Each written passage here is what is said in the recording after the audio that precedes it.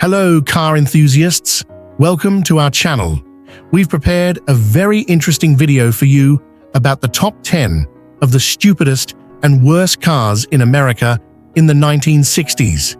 This video is sure to surprise you, so get comfortable and watch it until the end. Enjoy the show. Dear viewer, don't forget to subscribe to the channel. Thanks for your support. Number 10. The 1967 Chevrolet Camaro RS/SS is generally celebrated as a classic and iconic muscle car, but it wasn't without its flaws. Here's why some consider the RS/SS package of this year dumb or less than ideal. Despite the Camaro's overall popularity, the RS Rally Sport package featured hideaway headlights, where the headlight covers would flip open when the lights were turned on. While this feature was meant to enhance the car's sleek appearance, it ended up being more of a hassle than a benefit. The headlight covers were operated by a complex system of vacuum and electrical components that were prone to failure. Many owners experienced problems with the covers sticking, refusing to open or close properly, or malfunctioning entirely. This not only diminished the car's appearance, but also caused frustration and inconvenience for owners. The headlight mechanism added unnecessary complexity to the car, making it more difficult and expensive to maintain. This complexity was particularly frustrating because it didn't contribute to performance or driving experience. It was purely an aesthetic feature that became a liability. The RS/SS package introduced a more complex electrical system to manage features like the hideaway headlights, which unfortunately meant more components that could, and often did, fail. Electrical issues were common, with problems ranging from minor inconveniences to more serious faults that affected the car's functionality. The complexity of the electrical system made repairs challenging, especially for mechanics who were more accustomed to the simpler setups found in other muscle cars of the era. This led to higher repair costs and more time spent in the shop, which detracted from the overall ownership experience. The RS/SS package added extra components and weight to the Camaro without delivering significant performance benefits. The hideaway headlight mechanism, additional wiring, and other RS-specific features contributed to this extra weight, which slightly diminished the car's performance. While the added weight wasn't enormous, in a performance car, every pound matters. The RS/S package made the Camaro a bit heavier and, as a result, slightly less nimble and quick than it could have been. Enthusiasts who prioritized speed and agility over appearance found this to be an unnecessary compromise. The RS/S package was more about style than performance. While it certainly made the Camaro look more distinctive with its hideaway headlights and other cosmetic enhancements, these features didn't add much to the driving experience. In fact, they often detracted from it due to the reliability and maintenance issues they introduced.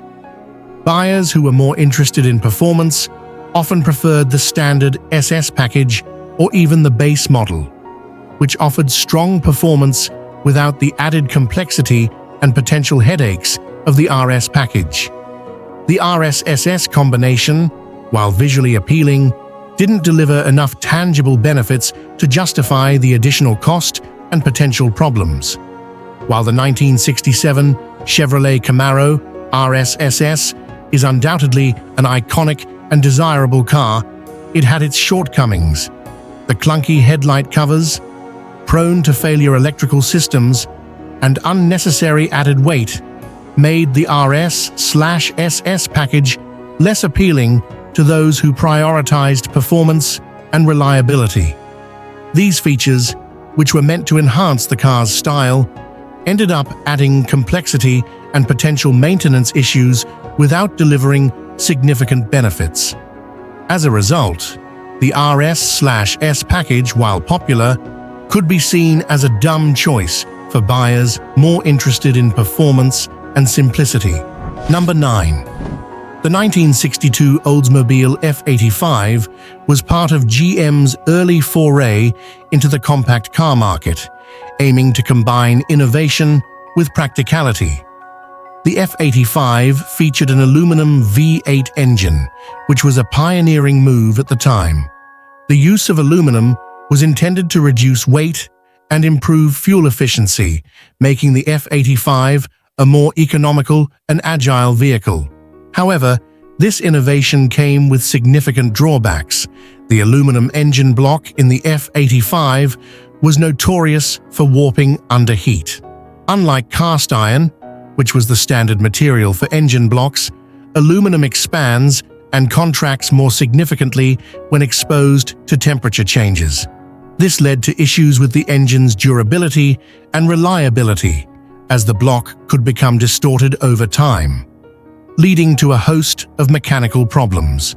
Owners often faced expensive and frequent repairs due to the engine's tendency to overheat and warp. Mechanics, many of whom were more familiar with traditional cast iron engines, found the aluminum engine difficult to work on, which only exacerbated the reliability issues. The need for specialized tools and techniques to repair the engine added to the frustration and cost. The F85's aluminum engine required a more sophisticated cooling system to prevent overheating, but the technology of the time wasn't advanced enough to manage this effectively. As a result, the engine was prone to overheating, which accelerated wear and tear on the engine components. The combination of the warping block and cooling issues meant that the F85's engine often had a shorter lifespan compared to other engines of the era. Owners frequently reported engine failures or significant loss of performance after relatively low mileage, which hurt the car's reputation. Because of the engine's unique construction, repairs were often more costly than for other vehicles of similar size and price. The need for specialized repairs, combined with the frequency of those repairs, made the F85 an expensive car to own in the long run. The aluminum engine was not widely used across GM's lineup, meaning parts were less common and more expensive. This scarcity contributed to higher repair costs and longer downtimes when something went wrong. Although the aluminum engine was supposed to give the F85 a performance edge by reducing weight, the reliability issues often negated this advantage. Owners who experienced frequent overheating or warping found that the engine's performance declined over time, leading to an underwhelming driving experience. The F85 was marketed as a compact car that offered innovation and efficiency, but the engine problems meant it couldn't consistently deliver on these promises. This left many buyers disappointed, especially when compared to more reliable compacts from other manufacturers.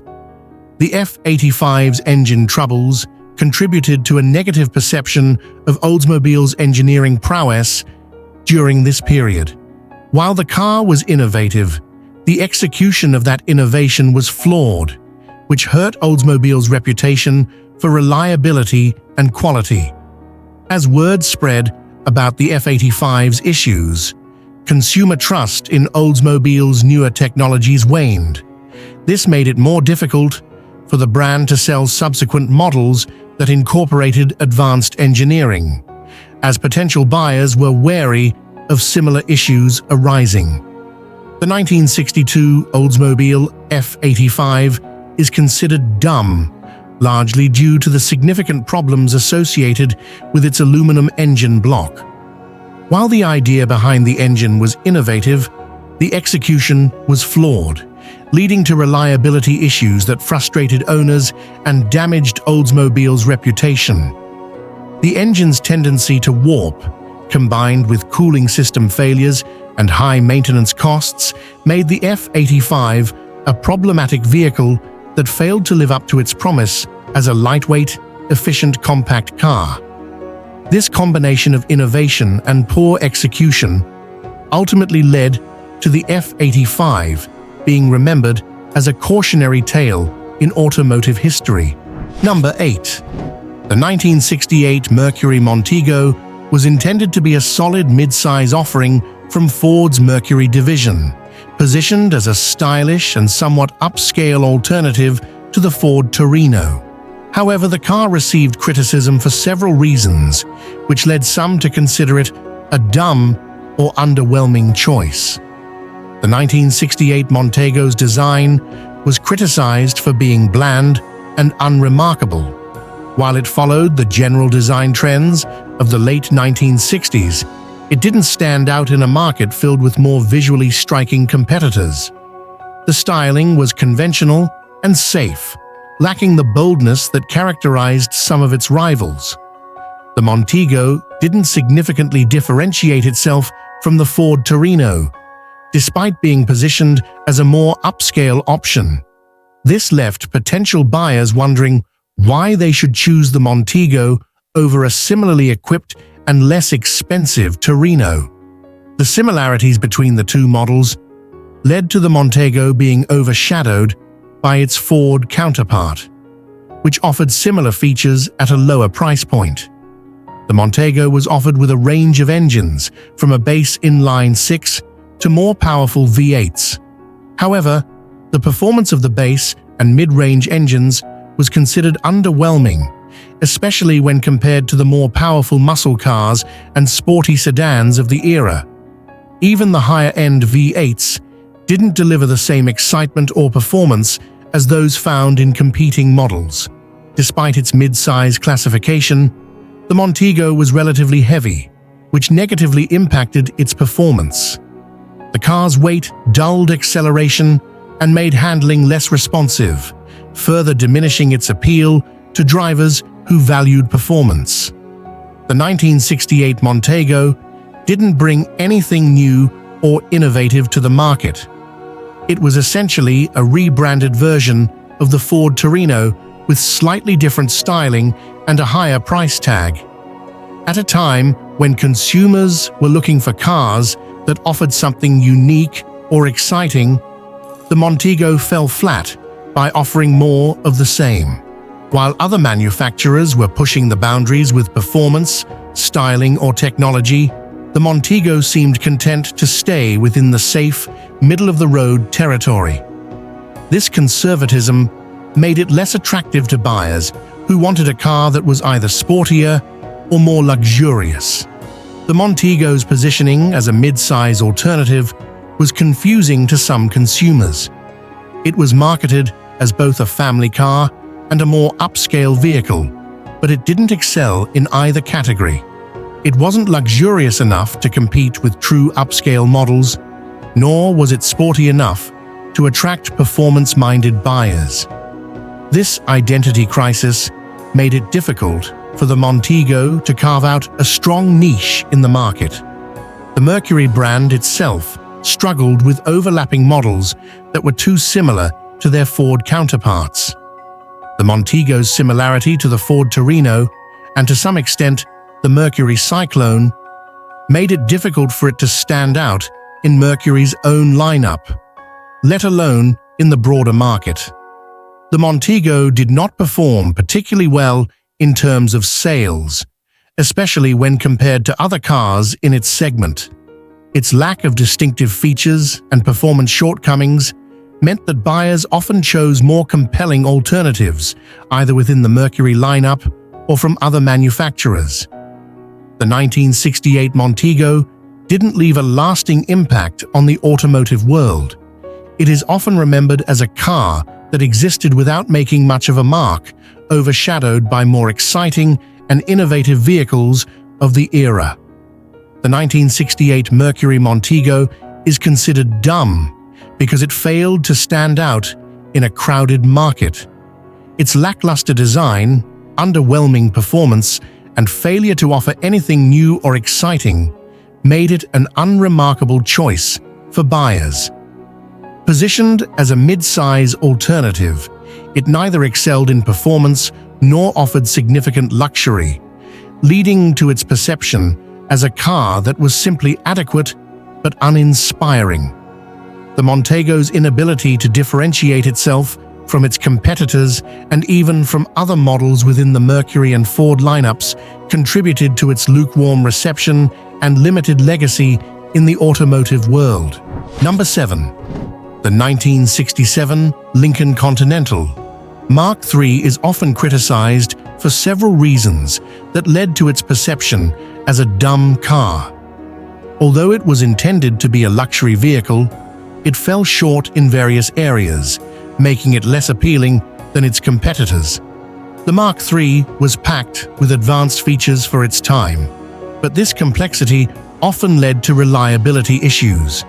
The car's electrical systems in particular were prone to failure. From power windows to the automatic climate control system, many of the Mark III's features were notorious for breaking down, which frustrated owners and added to maintenance costs. The complexity of the Mark III's systems made repairs difficult and expensive. The car's advanced features required specialized knowledge and tools to fix, meaning that many owners had to rely on dealerships for repairs, further increasing costs and downtimes. The Mark III's mechanical issues extended beyond just the electrical system. The car's powertrain and suspension components were also prone to problems, leading to a reputation for being unreliable. This was particularly disappointing in a vehicle that was marketed as a high-end luxury car. The Mark III was a large, heavy vehicle, tipping the scales at over 5,000 pounds. This excessive weight had a significant impact on the car's performance, particularly in terms of handling and fuel efficiency. The car's large size made it difficult to maneuver, especially in tight spaces or during parking, making it less practical for everyday driving. The heavy, boat-like design of the Mark III contributed to its poor handling characteristics. The car was difficult to drive, particularly at higher speeds or on winding roads. Its weight distribution and suspension setup made it prone to body roll, and it lacked the agility and responsiveness that drivers expected, even from a luxury vehicle. Despite being equipped with a large V8 engine, the Mark III's performance was hampered by its weight. Acceleration was sluggish, and the car struggled to deliver the kind of driving experience that its powerful engine suggested. This disconnect between power and performance led to disappointment among buyers who expected more from a luxury car. While the Mark III featured some elegant design elements, its overall aesthetic was seen as outdated and overly conservative. In an era when automotive design was becoming sleeker and more dynamic, the Mark III's heavy formal lines made it look old-fashioned. The car's styling was more reminiscent of the early 1960s than the late 1960s, which hurt its appeal to buyers looking for something modern and stylish. By 1967, the automotive market was shifting towards more modern and innovative designs, both in terms of styling and technology. The Mark III's conservative approach and emphasis on traditional luxury didn't resonate with the changing tastes of the market. Buyers were increasingly drawn to cars that offered a blend of performance, technology, and style, areas where the Mark III struggled to compete. The Mark III could have been an opportunity for Lincoln to redefine itself and appeal to a younger, more dynamic audience. Instead, it stuck to a formula that was beginning to feel outdated, missing out on the chance to capitalize on the era's trends towards sportier and more innovative luxury cars. The Mark III's complexity and tendency towards mechanical issues made it expensive to own and maintain. The high initial purchase price was compounded by frequent repairs and poor fuel efficiency, leading many owners to feel that they weren't getting good value for their money. The combination of high costs, poor reliability, and outdated styling limited the Mark III's appeal. It struggled to attract buyers who were looking for a luxury car that offered both prestige and modernity, leading to disappointing sales compared to its competitors. The 1967 Lincoln Continental Mark III is often considered dumb due to its overly complicated systems, mechanical issues, and heavy, boat-like design. These factors made it difficult to drive and maintain, detracting from its appeal as a luxury vehicle.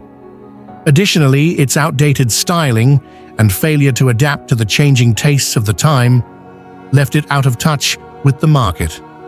The car's high cost, combined with its reliability problems and underwhelming performance, led to a negative perception that has persisted over the years.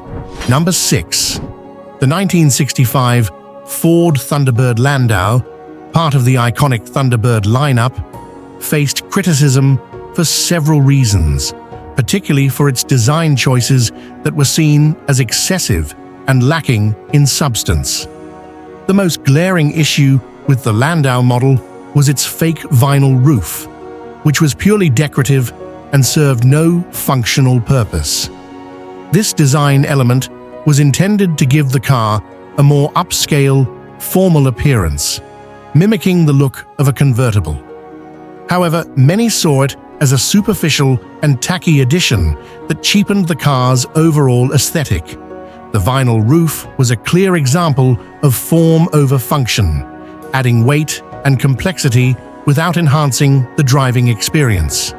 The Landau model was also criticized for its over-the-top styling elements, including exaggerated chrome accents, ornate badging, and a padded roofline.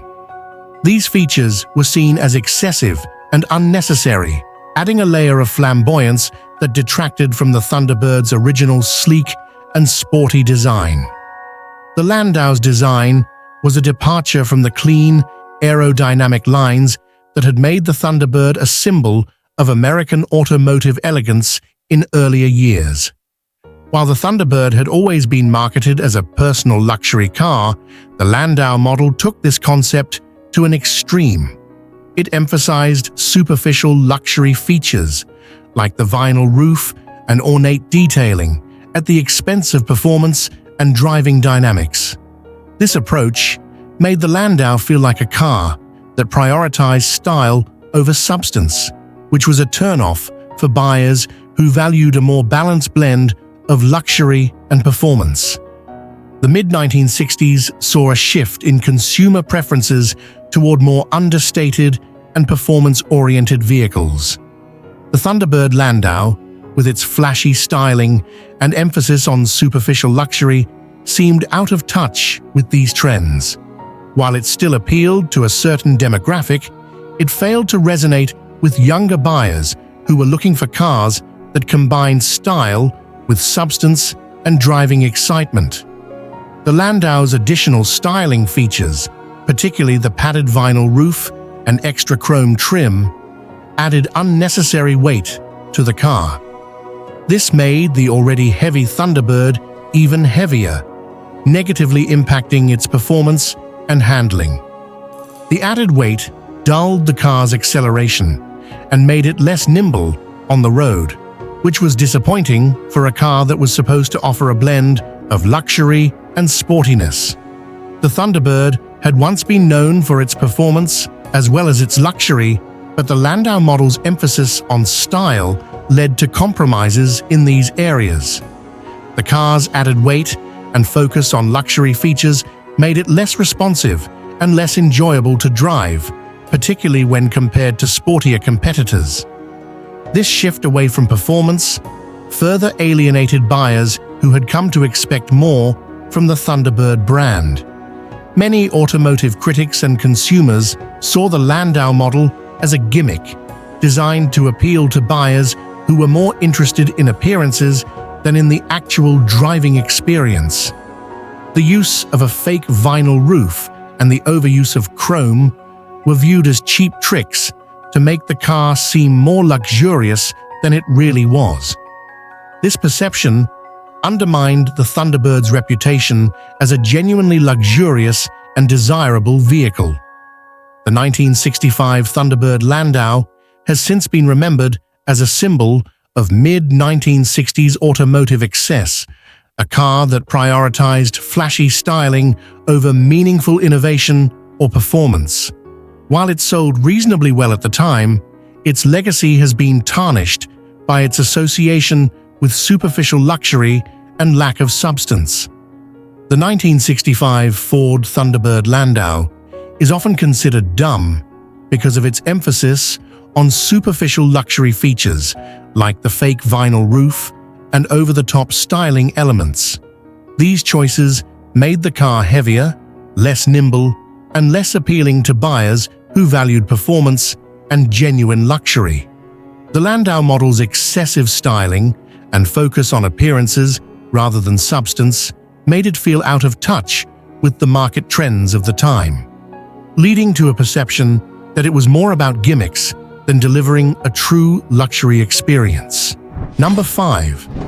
The 1968 Ford LTD is often regarded as a dumb car due to its lackluster design, unremarkable performance, and overly conservative approach at a time when the 368 Ford LTD is often regarded as a dumb car due to its lackluster design, unremarkable performance, and overly conservative approach at a time when the 368 Ford LTD is often regarded as a dumb car due to its lackluster design, unremarkable performance, and overly conservative approach at a time when the 368 Ford LTD is often regarded as a dumb car due to its lackluster design, unremarkable performance, and overly conservative approach at a time when the 368 Ford LTD is often regarded as a dumb car due to its lackluster design,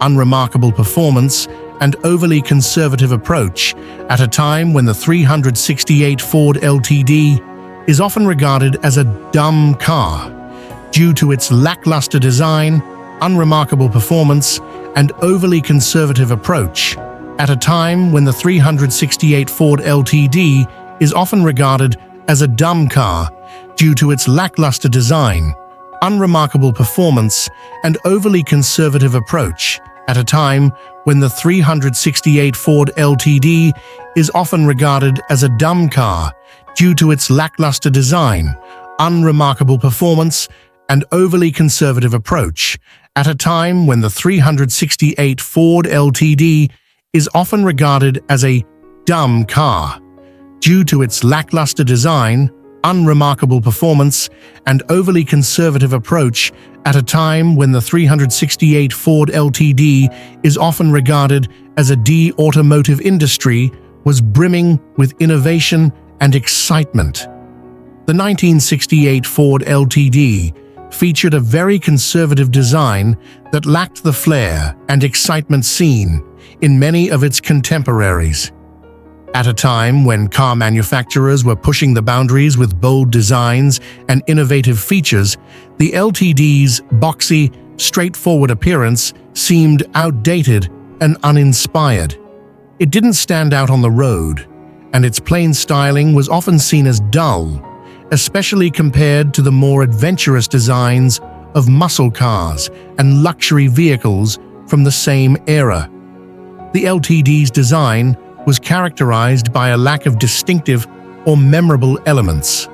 While it had the basic hallmarks of a full-size sedan, such as a wide front grille, large headlights, and a long, straight body, there was little about the car's exterior that set it apart from other sedans of the time. The absence of standout design features made the LTD appear generic, contributing to its reputation as a bland and forgettable vehicle. The 1968 Ford LTD was a large, heavy car, which contributed to its underwhelming performance. The car's size made it less agile and more difficult to handle, particularly in urban environments or on winding roads. Its bulkiness also detracted from its acceleration and overall driving dynamics, making it less enjoyable to drive compared to smaller, more responsive cars of the time. While the LTD was available with a range of V8 engines, its performance was generally considered lackluster. The car's weight and conservative engineering meant that even the more powerful engine options didn't translate into thrilling performance. In an era when muscle cars were capturing the public's imagination with their raw power and speed, the LTD's modest performance was seen as disappointing. The LTD was designed with comfort in mind, prioritizing a smooth ride and spacious interior over driving excitement. While this focus on comfort might have appealed to some buyers, it made the car feel out of step with the trend toward more performance-oriented vehicles.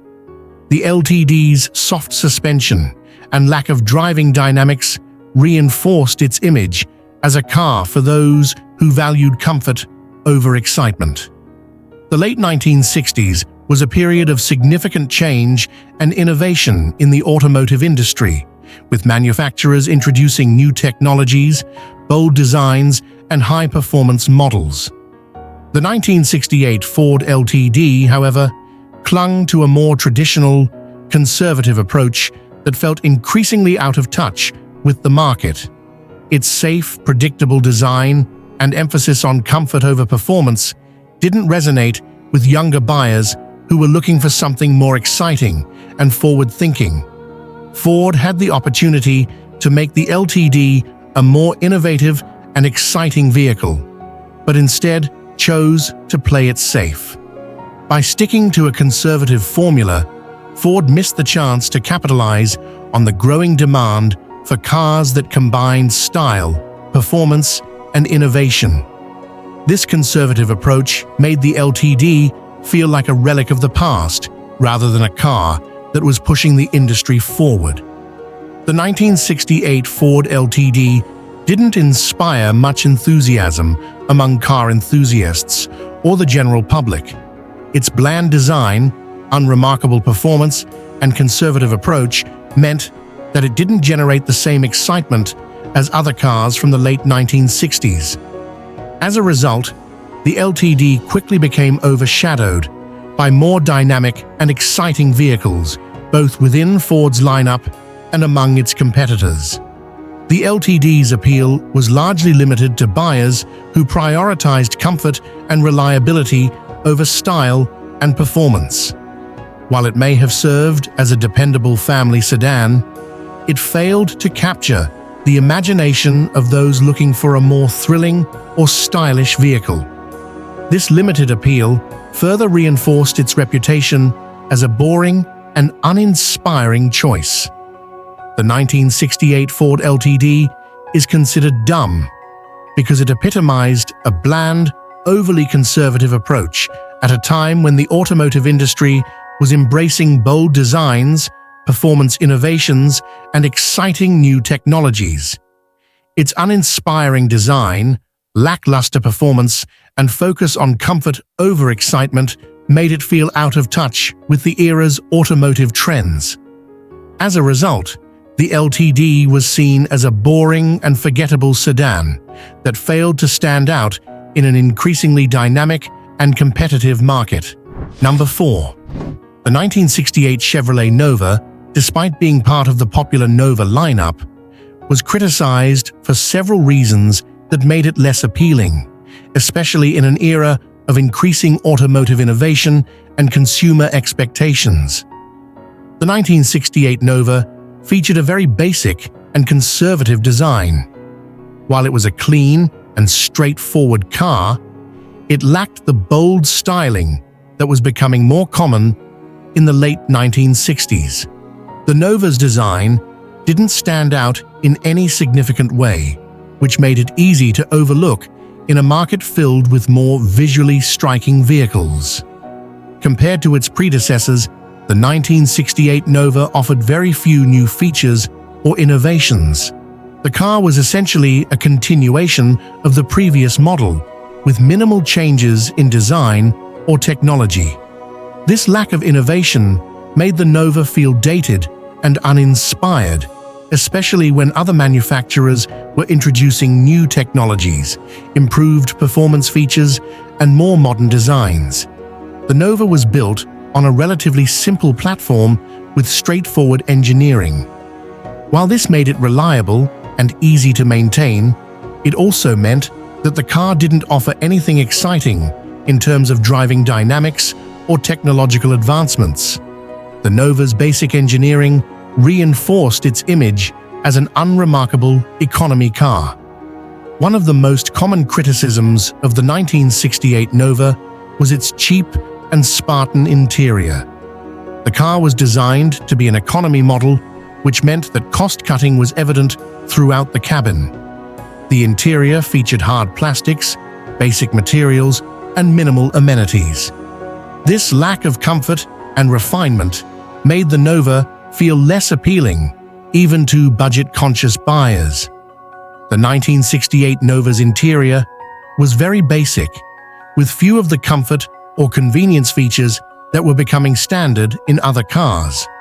For example, the seats were plain and offered little in terms of support or adjustability, and the dashboard layout was simplistic, with few modern controls or instruments. The absence of these features made the car feel outdated and less comfortable compared to other vehicles on the market. The Nova's interior reinforced its reputation as a budget car. While it was affordable, the lack of effort in making the cabin more comfortable or visually appealing made it seem cheap, even for its price point. This was especially noticeable when compared to other cars in its class that offered more features and a better overall interior experience. The 1968 Nova was primarily marketed as an affordable, no-frills transportation option. While it fulfilled this role effectively, it also meant that the car was often seen as little more than a basic utilitarian vehicle. This utilitarian nature limited its appeal, especially to buyers who were looking for something with more character or excitement. Unlike some other economy cars that managed to carve out a niche or develop a cult following, the Nova was often viewed as a car people bought out of necessity rather than desire. It didn't inspire the same enthusiasm as more stylish or performance-oriented models, making it less aspirational and more of a plain vanilla choice. The Nova's basic nature meant that it was often overlooked in a market increasingly filled with more exciting and innovative vehicles. While it served its purpose as a budget-friendly option, it didn't offer enough to stand out or attract buyers who had more discerning tastes or who were looking for a car with a stronger personality. The 1968 Chevrolet Nova is considered dumb, primarily because it lacked innovation, had a cheap and uninspiring interior, and was viewed as a basic, utilitarian vehicle with little appeal beyond its low price point. In an era when consumers were starting to expect more from their cars in terms of style, features, and performance, the Nova's bare-bones approach made it feel outdated and unexciting. As a result, it earned a reputation as a budget model that didn't offer much beyond basic transportation, making it less attractive to a broader audience. Number 3. The 1969 Pontiac Catalina, despite being a part of Pontiac's full-size lineup, is often regarded as dumb for several reasons that detracted from its appeal during a time when the automotive industry was moving towards more performance-oriented and fuel-efficient vehicles. The 1969 Pontiac Catalina was a large, heavy vehicle, typical of American full-size cars of the era. Its significant weight made it less agile and more difficult to handle, especially in tight spaces or during spirited driving. This bulkiness not only affected the car's maneuverability, but also contributed to a less engaging driving experience. The heavy weight of the Catalina hampered its performance. Even though it was equipped with V8 engines, the car's size and mass made it slower and less responsive compared to lighter, more performance-focused cars of the time. The Catalina's acceleration and handling were underwhelming, particularly in an era when muscle cars and sportier vehicles were gaining popularity for their performance capabilities. The Catalina's large size and powerful V8 engines came at the cost of fuel efficiency. The car was a notorious gas guzzler, consuming large amounts of fuel to power its heavy frame. At a time when fuel efficiency was becoming an increasingly important consideration for many buyers, the Catalina's poor mileage made it less attractive, especially for those concerned about operating costs. By the late 1960s, there was a growing awareness of the need for more fuel-efficient vehicles, and the automotive market was slowly shifting towards smaller, more efficient cars. The Catalina's fuel consumption was seen as excessive, making it feel out of touch with the emerging trend towards more economical and environmentally conscious driving. The Catalina's performance was largely unremarkable. While it was equipped with large V8 engines, the car's heavy weight meant that it didn't deliver the kind of thrilling performance that was expected from vehicles with such power plants. The driving experience was often described as sluggish and uninspiring, with the car feeling more like a lumbering cruiser than a nimble or powerful performer. During the late 1960s, the muscle car era was in full swing, with many manufacturers offering powerful, high-performance models that captured the public's imagination. The Catalina, however, didn't fit into this category. Despite its V8 engines, it lacked the aggressive styling, sharp handling, and raw performance that defined true muscle cars, making it less appealing to enthusiasts looking for excitement on the road. The 1969 Pontiac Catalina featured a fairly conservative design that didn't stand out from the crowd. While it was in line with the full-size car aesthetics of the time, it lacked the bold, distinctive styling that characterized many of the more exciting cars of the late 1960s. The design was functional, but didn't inspire much enthusiasm or admiration. Even when it was new, the Catalina's design and overall package felt somewhat outdated. The car's large size, conservative styling, and lack of innovative features made it seem like a relic from an earlier era, especially as other manufacturers were pushing the boundaries with more modern and forward-thinking designs. The Catalina's uninspired design contributed to its limited appeal. It was seen as a car for those who simply needed basic transportation, rather than something with personality or flair. This made it less desirable compared to other models that offered more style, innovation, or performance. The 1969 Pontiac Catalina is considered dumb due to its large, heavy build, poor fuel efficiency, lackluster performance, and uninspired design. At a time when the automotive industry was increasingly focused on performance, innovation, and fuel efficiency, the Catalina's conservative approach made it feel outdated and out of step with the times. Its cumbersome size, gas-guzzling nature, and unremarkable driving experience limited its appeal, leading to a reputation as a big, dull, and inefficient car that didn't offer much beyond basic, uninspired transportation. Number 2. The 1969 Chevrolet Caprice, a full-size car in Chevrolet's lineup, faced criticism for several reasons that contributed to its reputation as a dumb vehicle, especially in a market that was becoming increasingly competitive and performance-oriented. The 1969 Caprice featured a conservative and fairly bland design that didn't stand out in any significant way. While it was consistent with the era's full-size car aesthetics, it lacked the bold or innovative styling that could have made it more appealing. The car's design was safe and predictable, which contributed to its lack of distinction in a crowded market. The Caprice's exterior design was functional but lacked personality. Its wide front grille, long body, and simple lines gave it a generic look that didn't inspire much excitement. This was especially noticeable when compared to other vehicles from the late 1960s that were pushing the envelope with more daring and distinctive designs.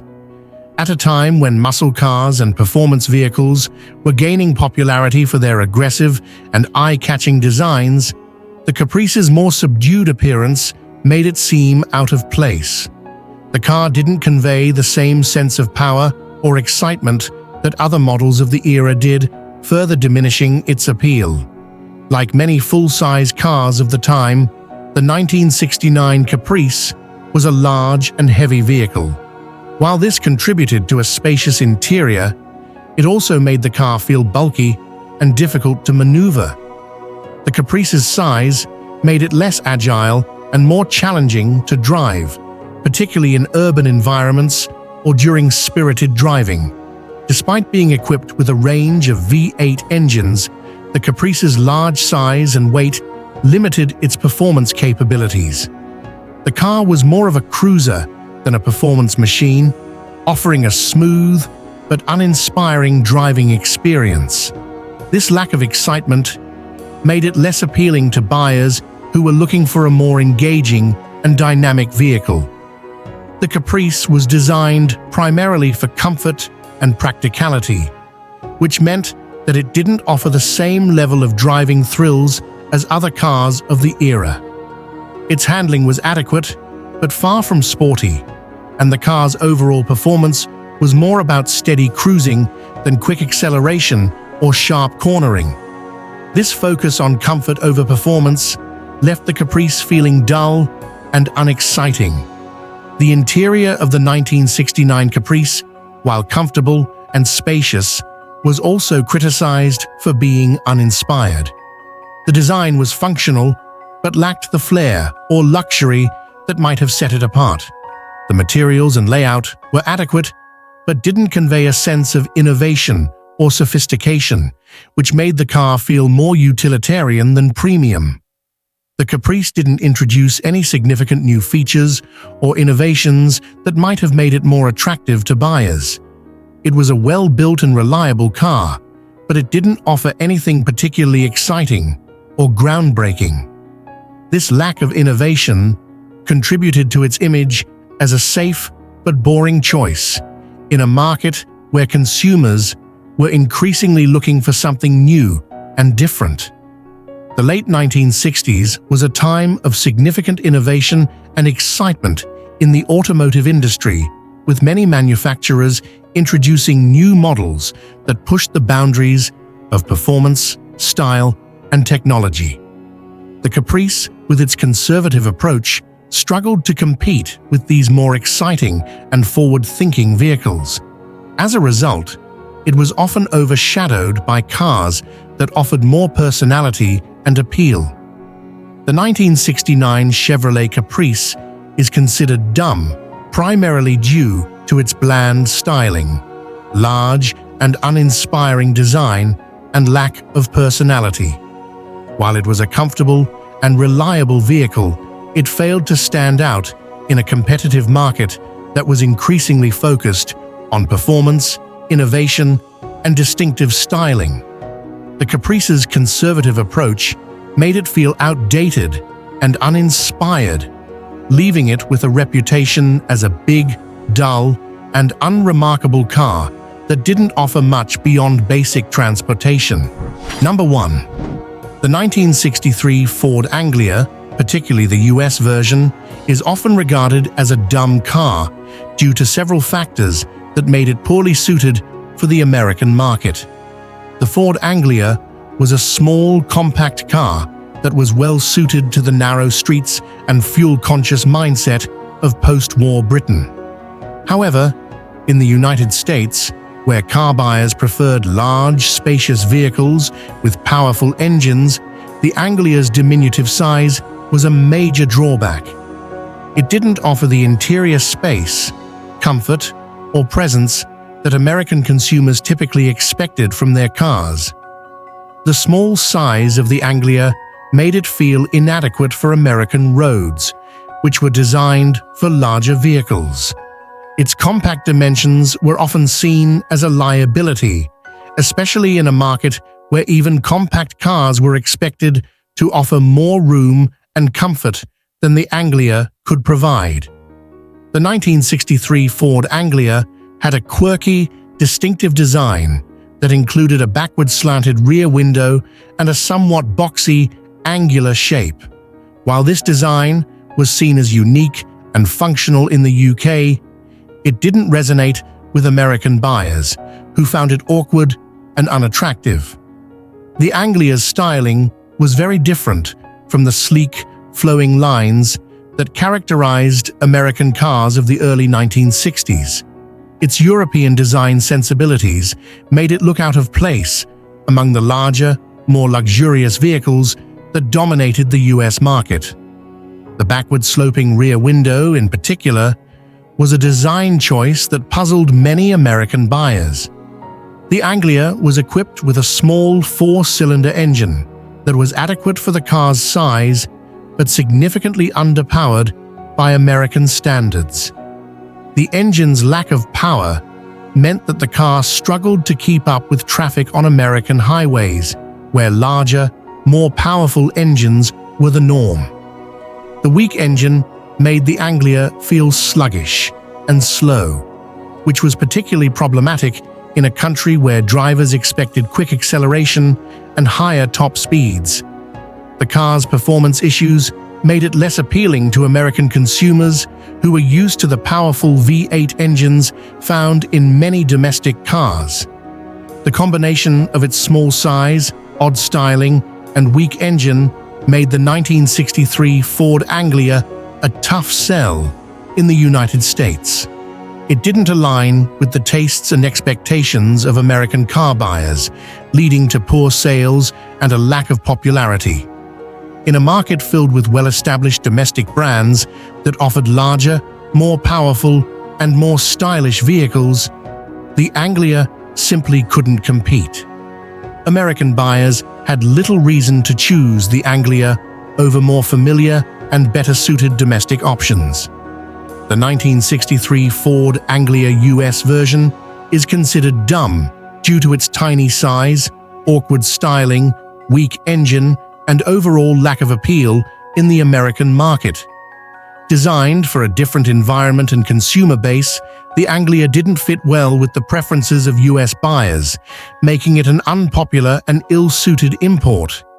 Its small dimensions and underwhelming performance left it outmatched by larger, more powerful American cars, and its unconventional design failed to resonate with consumers, leading to its reputation as an odd and unsuccessful choice in the US automotive landscape.